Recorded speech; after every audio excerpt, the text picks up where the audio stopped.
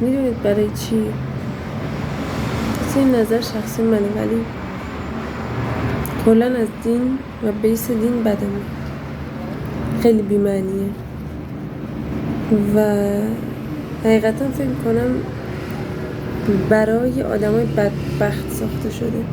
این مثلا یه مردی یا یه زنی، حالا کلا دارم میگم، وقتی هویت نداره میره سراغ چیز احمقانه، میره بر خودش هویت بسازه. نه طبیعیه، ولی مثلا میگم شما فکر کن توی جامعه هستی که بدبختی، نه پول داری، نه سواد داری، هیچی نداری، بعد مثلا یکی دکتره، یکی فلانه، یکی 20 ساله، یکی مثلا این آدمای ثروتمند عموما نیازی نداشتن برای هویت خودشون دیندار باشه. خب یعنی حس میکنم کسی که دینداره از درون آدم بدبختیه، چون کسی که به خودش اعتماد داشته باشه، خودش رو بشناسه، خودش رو قبول داشته باشه، نمیره سمت دین. دین مال کسایی که میخوان به یه چیزی فراتر از خودشون چنگ بزنن، چون خودشون ضعیفن. و نمیدونم صدام تو کل این ویدیو افتادی یا نه. در کل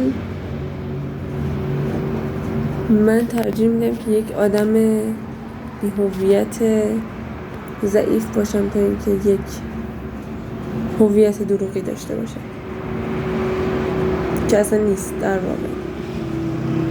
که مثلا فکر میکنین به خاطر عقاید بیشتر آدم برتری و برتریشو اینجوری به دست بیاری. چجوری؟ با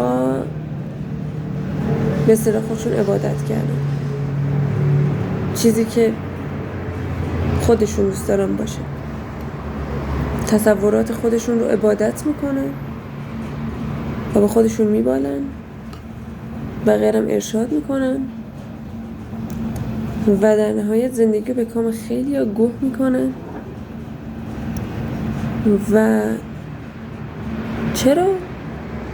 چون چیزی که تو سرشونه انقدر بزرگش کردن که دیگه نمیتونن بفهمن خودشون هیچ کوفتی نیستن و بقیه واقعا دارن تلاش میکنن که کسی باشه.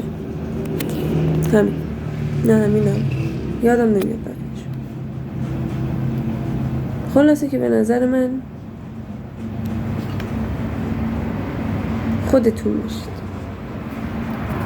نه این منظورم میفهمم.